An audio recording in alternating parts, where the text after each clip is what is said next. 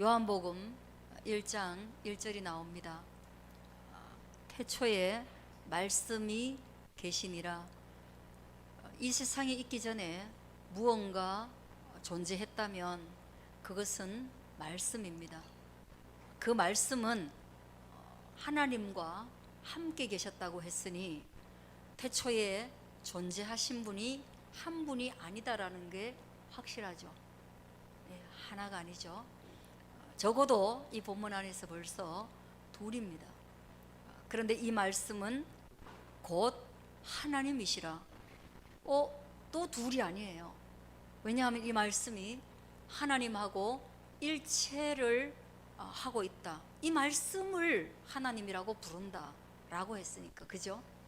그래서 우리는 이런 어려운 본문을 통해서 추가되는 많은 본문이 있어서 이런 본문을 근거해서 태초에 삼위일체에 삼위가 계시는데 하나님이나 말씀으로 계시는 아들이나 또는 성령님으로 계시는 그 삼위가 일체를 이루는 하나인 삼위일체에 하나님의 존재가 계셨다라는 것을 우리가 아는 거죠. 이게 기독교의 아주 혼란스러운 그러나 중요한 믿음입니다.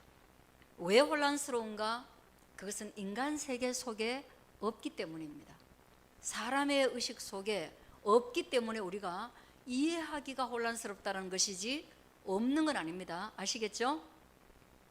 여러분, 제가 어떤 이야기를 들었는데 이런 얘기가 있어요. 북한 사람들한테 우리나라에서 삐라나 이런 걸 보낸단 말이죠. 그런데 우리나라 물건들 중에 좋은 것도 많고 그리고 팜플렛 같은 거 세련된 거 되게 많잖아, 그죠?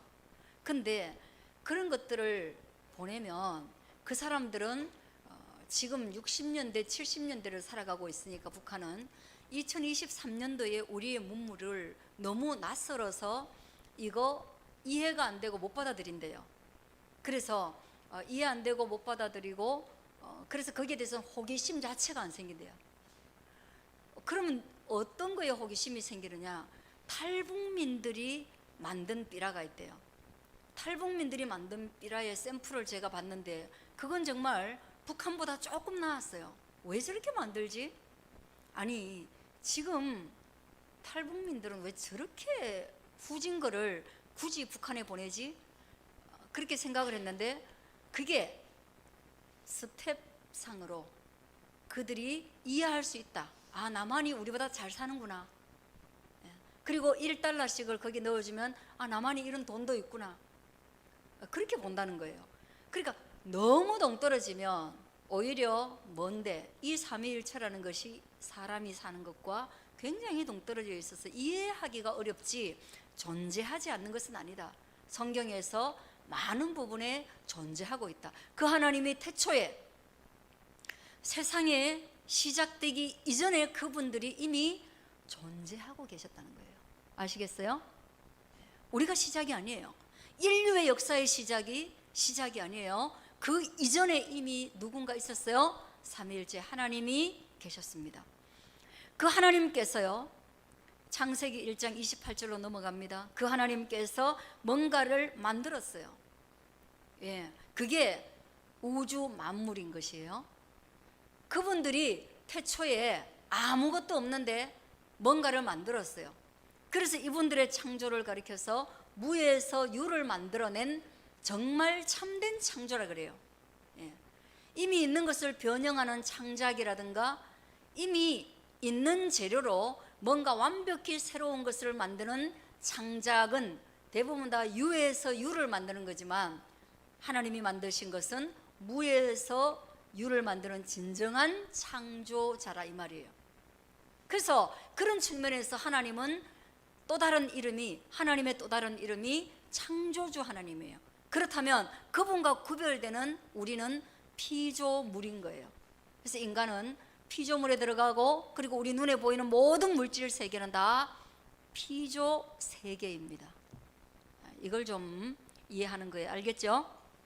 그런데 이 하나님은 이 창조주는 선하시게도 이 피조된 세계를 만들어 놓고 그냥 방치해 둔 것이 아니라 하나님이 그들에게 복을 주시며, 우리에게 하나님이 뭔가를 주셨어요. 그것은 복이에요. 복이 뭐냐? 여기에 나오는 거예요. 하나님이 우리에게 주신 복이 있어요. 그 복이 뭐냐? 우리로 하여금 생육하고 번성하고 땅에 충만하는 거, 이게 바로 복인 거예요. 인간의 복이라는 게 뭐냐? 그거 돈 많고 예쁘고 이런 게 안 나와요.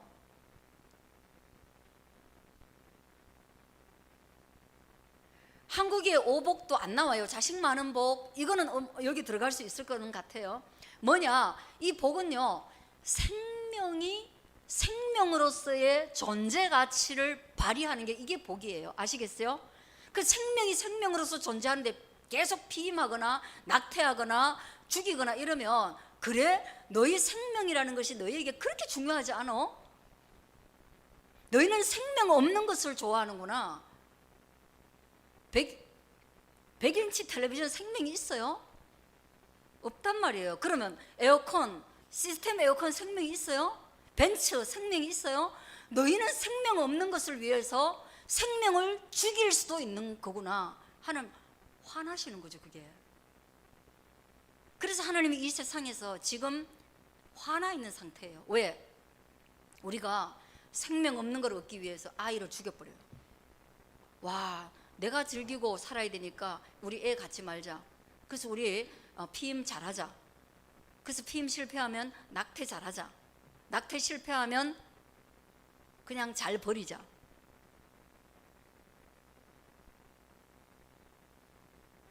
그러면 하나님이 주신 복을 우리가 발로 걷어차게 되죠. 그래서 여러분이 내가 하나님 앞에서 잘 산다는 건 뭐냐면, 하나님이 우리에게, 창조주가 피조물에게 주신 그 생명을 보다 더 생육과 번성을 통해서 충만하게 만들어가는 그 활동이 우리의 복이요, 하나님의 의도예요. 이 피조 세계에 대한 의도예요. 할렐루야. 이거 이해가요? 그러니까 나한테 와가지고 묻지 마세요. 애는 낳기 싫은데 결혼하고 싶어요. 하든지 말든지. 아니 따로 살아도 그냥 인구에 똑같은 영향이고, 그러면 저는 말하겠죠. 결혼했으면 애를 낳아라. 아니면 뭐 하려고? 쾌락을 위해서 결혼하나? 그럼 결혼하지 말고도 그냥 멋대로 살아라. 그래, 그런 말은 또 문제가 발생하니까 그건 좀 취소. 이해 가시죠? 그거예요. 그 지금 현재 너무 생명에 대한 복을 걷어차고 있기 때문에 하나님이 다른 복을 우리에게 주신다는 거 좀 어렵습니다. 그래서 저는 여러분에게 이렇게 얘기합니다. 내가 많은 복을 받고 싶거든. 적어도 생명에 대해서 소중히 여기고 그 생명에 대한 생육과 번성을 내 스스로 이루어가자. 그러면 그 뒤에는 다른 복이 따라온다. 그러니까 결혼하고 아이 놓고 그 아이가 여기에서 하나님을 알고 자라가는데 내가 서포트하자. 그러면 다른 복은 따라온다. 무슨 복요? 먹고 살 복은 따라온다. 그리고 하나님이 아이를 12명 나누면 100인치 TV도 준다. 왜? 12명이 각도가 안 맞아서 못 보는데 하나님 주세요 하면 준다. 그리고 12명 살라고 하면 50평은 준다. 그리고 차는 봉고를 준다. 12명 태우려면 딱 봉고가 맞다. 그런 말이에요. 그렇게 주신다는 거예요. 근데 1단계를 안 하고 2단계, 3단계, 4단계를 주세요. 안 주겠다는 거예요.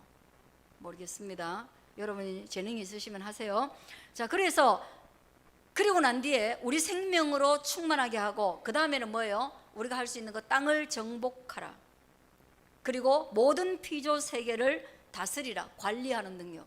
그러니까 뭐예요? 인간의 생명 자체는 우리 스스로 풍성하게 하는 것이고, 나머지 피조 세계는 뭐예요? 우리가 관리해가지고, 인간의 관리의 영역입니다. 관리 잘해가지고 그들도 잘 살게 해주라 이 말이에요. 그러니까 자연을 너무 학대하거나 파괴하거나 물질 세계를 너무 그렇게 하지 마라. 그것들도 어디에서 왔다? 하나님이 만드신 것들이다 이 말이에요.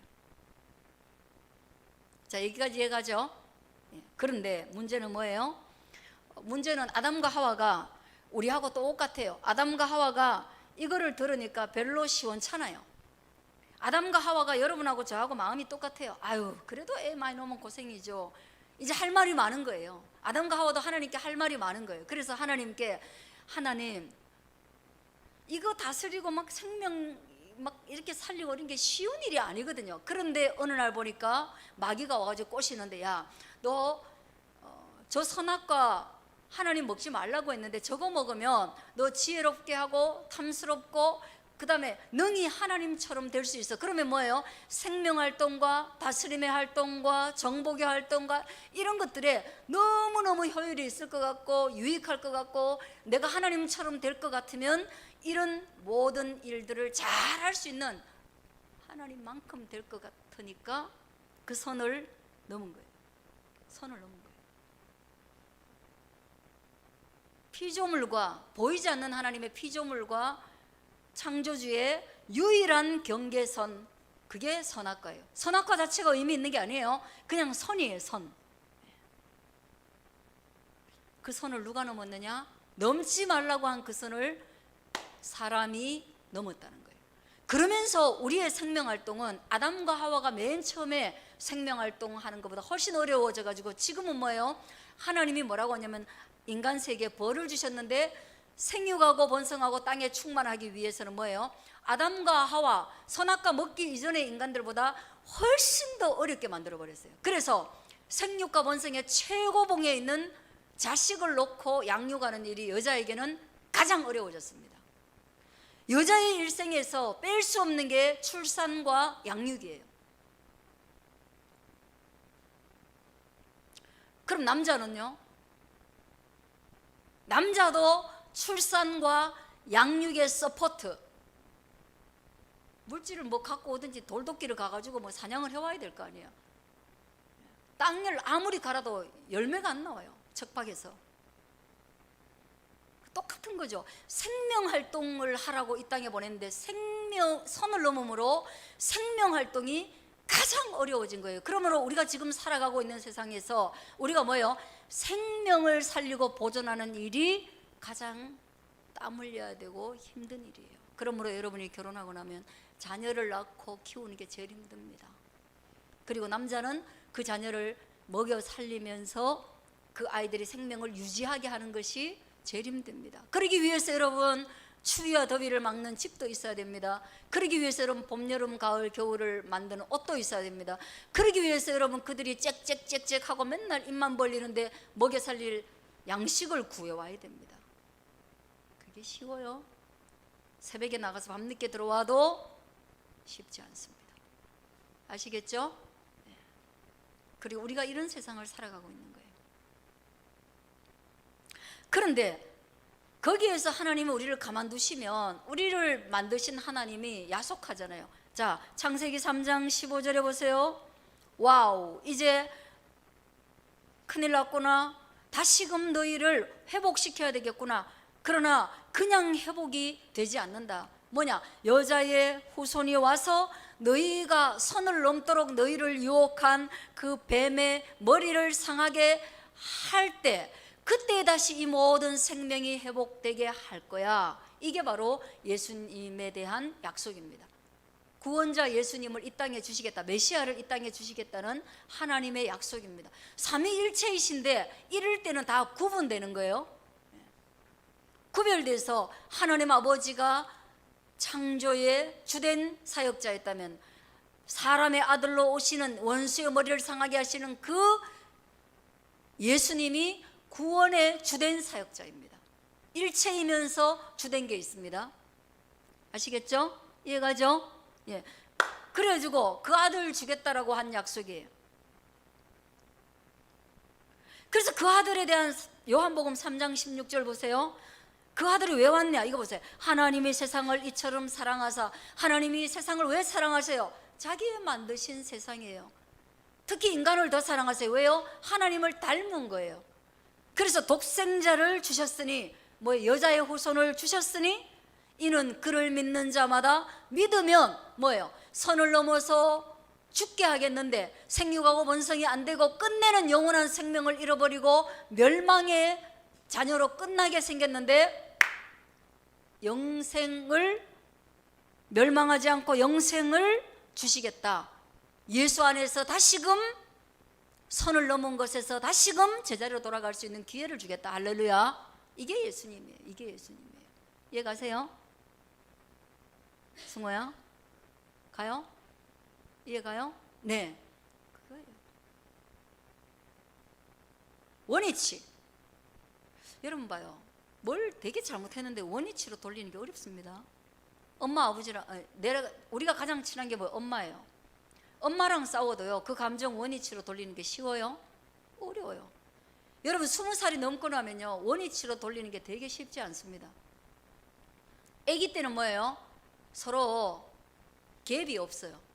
그래서 그냥 아무리 둘이 울고불고 막 하다가도 꼭 껴안으면 감정까지 해소가 돼요. 나이 20 넘어가지고 꼭 껴안지도 못해요. 해소해야 된다는 건 알지만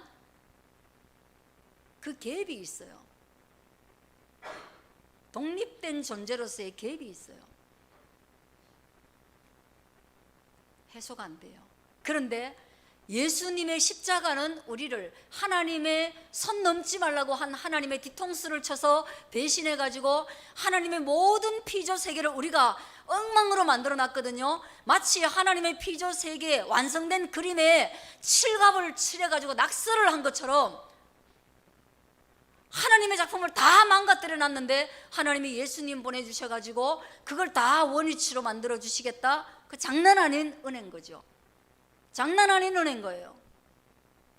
그 은혜를 주셨습니다.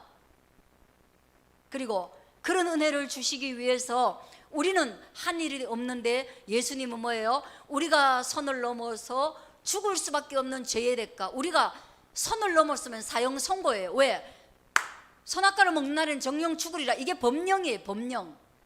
그 법대로 하면 우리가 죽어야 되는데 그 죽음을 면제시키기 위해서, 원위치로 돌리기 위해서는 예수님이 우리 대신 죽어주셨다. 어디에? 십자가의 사형틀에, 굳이 사형틀에 돌아가셨다. 왜? 우리가 사형자이니까.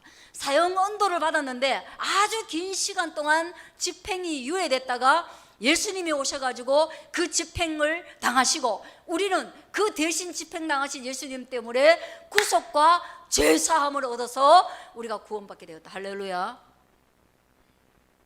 왜 아멘 안 해? 할렐루야. 이게 믿음이에요, 우리. 할렐루야. 대신 빚을 갚아준 것 이상이에요. 목숨으로. 자, 그래서 3장 16절이 지나갔습니다. 영생을 얻게 하려 하는데, 그러면 영생을 얻게 하겠는데 그러면 좋아. 원위치로 돌아갈 때 너희가 한 가지 해야 될 일이 있어. 이것은 전적으로 다 하나님이 하셔. 그런데 뭐야? 하나님이 하시는데 너희가 해야 될 일이 하나 있어. 뭐예요? 하나님을 위해서, 구원의 효력을 위해서 하는 게 아니야. 이거는 뭐예요? 이거는 너희 자신을 위해서 하는 거야. 한번 읽어보겠습니다. 사도행전 2장 21절 시작. 누구든지 주의 이름을 부르는 자는 구원을 받으리라 하였느니라. 이거 봐요. 그럼 하나님 어떻게 이걸 확인할 수 있죠? 이런 프로세스, 이런 제도를 나는 그러면 어떻게 확인할 수 있죠? 그럼 뭐예요? 내 사인은 뭐죠? 하나님은 새로운 법을 우리에게 주셨어요. 선악과 먹으면 죽겠다는 법이고, 그 다음 법은 뭐예요? 누구든지 저를 믿으면, 예수님을 믿으면 멸망하지 않겠다라는 법을, 새로운 법을 주셨어요. 그러면 첫 번째 법은 아담과 하와가 사인해가지고 자기들이 다 엉망진창했어요. 그럼 이제 나는 예수님 믿어요. 이 사인을 나는 뭘로 할까요? 주의 이름을 불러라는 거예요. 주의 이름을 한번 불러보겠습니다. 시작. 주여, 주여, 주여, 주여. 임마누엘, 예수님의 이름을 부르라는 거예요. 언약의 예수님, 로고스, 말씀이신 예수님, 날 위하여 오신 예수님, 그 예수님의 이름을 부르라는 거예요. 로마서 10장 10절 같이 읽겠습니다. 시작. 사람이 마음으로 믿어 의에 이르고 입으로 시인하여 구원에 이르느니라. 그럼 이것은 입으로 내가 주여 주여 부르는데 뭐예요? 지금 안 불러줘요. 대부분 다 엄마 부를 때 편합니다. 대부분은 다 엄마 부를 때 편해. 아버지 부를 때 편한 사람은 좀 독특한 사람들이에요. 그 집에 엄마가 독특하거나 네가 독특하거나 둘 중에 하나야. 그 작동이 일어나는 눈에 보이지 않는 작동은 이거예요. 잡아요. 사람이 마음으로 믿어. 잡아요. 예수님에 대한 이런 이야기를 다 듣고 내 마음이 믿음이 생기는 거예요. 그 믿음이 생기면요 의에 이르고, 믿음이 생기고 나면요 내가 아무것도 안 해도 내가 의에 이르는 거예요. 선한 일을 해야 되는 게 아니고 마음으로 이 내용을 믿으면, 이 법령을 믿으면 뭐예요? 의에 이르는 거, 사인의 효과가 있다 이 말이야. 알겠어요? 상속받는다 이 말이에요. 사인의 효과가 있는 거예요. 야 봐봐, 그 집에 안 들어가도 내가 사인하고 나면 나중에 안 하겠다고 하면 돈 다 물어줘야 돼요. 이거 마음으로 믿으면 이미 사인이에요. 의에 이르렀어요. 딴 사람이 됐어요. 그리고 입으로 시인하여, 누구든지 주의 이름을 부른다. 입으로 시인까지 하고 나면 뭐예요? 이미 의에 이르러서 구원받았는데 내가 입으로 시인하는 순간 뭐예요? 나도 구원에 대한 자리매김을 나도 하게 되는 것이에요. 이해가십니까? 예. 하나님은 이런 과정이 다 필요 없어요. 이거 다 우리를 위한 거예요. 우리를 위한 거예요. 자, 그랬으면 우리 구원에 이르렀어요. 그러면 구원에 이르렀으니까 나는 이제 멋대로 살면 되겠네. 나는 이제 구원받았으니까 옛날 그 사람이 아니네. 나는 이제 새로운 법 아래에서 은혜를 입었네. 나는 다시 생육하고 번성하게 되면 주님이 나를 도와주시네. 성령님이 도와주시네. 삼위일체의 삼위이신 성령께서 내 인생을 도와주시네. 예, 맞습니다. 그런데 뭐예요? 그런데 새로운 언약에 사인한 사람은 생육하고 번성하는 그 말을 새롭게 해석해서 어떻게 해야 돼요? 고린도후서 5장 17절 시작. 그런즉 누구든지 그리스도 안에 있으면 새로운 피조물이라. 이전 것은 지나갔으니 보라 새 것이 되었다. 예, 이제 그렇게 사인한 사람은 누구라도, 옛날에 깡패였더라도, 누구라도, 선악과를 직접 따먹은 아담이라도, 누구라도, 남편이 5명이었던 사마리아 여자라도, 누구라도, 예수님을 십자가에 못 박아 죽였던 강도라도, 포악한 거짓쟁이들이라도 이제 그들이 마음으로 믿어 의로 입으로 시인한다면 그는 그리스도 안에 있는 사람이다. 그리스도 안에 있단 말이에요. 예수님 안에 있는 거예요. 그러면 말씀 안에 있는 거죠. 그러면 뭐예요? 옛날에는 창조 세계와 피조 세계가 이렇게 분리되어 있었는데 이 새로운 언약 속에는 뭐예요? 이거를 분리해 놓으니까 인간이 실패하잖아요. 그래서 그는 그리스도 안으로 땡겨가 버리는 거예요. 이해갑니까? 하나가 된 거예요. 창조주와 피조 세계가 한 세계가 된 거예요. 누구든지 그리스도 안에 있으면 그러므로 새로운 피조물이에요. 그래서 이전의 세계는 지나갔어요. 우리에게 새로운 세계가 왔어요. 어떤 세계입니까? 다시는 실패할 수 없는 세계가 온 것입니다. 할렐루야. 그러므로 믿었는데 다시 실패한다? 믿었는데 내가 넘어진다? 영원히 지옥에 간다? 죄와 허물로 다시금 죽는다? 아담과 같이 선을 넘는다? 없습니다. 왜? 이제는 선이 없어요. 하나예요. 그럼 우리가 하는 이 선 넘기, 우리가 하는 교회 안 오기, 우리가 하는 죄 짓기, 우리가 하는 넘어짐, 이건 다 뭐냐? 뭐예요? 뭡니까? 예, 그저 죄와 벌의 관계가 아니라 미성장과 성장의 관계입니다. 이해가세요? 얘가 하는 거는 성장이 안 돼서, 아직 성숙이 안 돼서 그런 것이지, 이것 때문에 얘를 버리거나 이거 안 하면 얘는 우리 자식 아니야 하고 버릴 수 있는 그런 법적 조항이 아니에요. 이해가십니까? 예, 그리스도 안에서 새로운 피조물인 것입니다. 그래서 여러분들은 이 성경 구절을 6개 다 외우셔야 됩니다. 끝. 기도하겠습니다.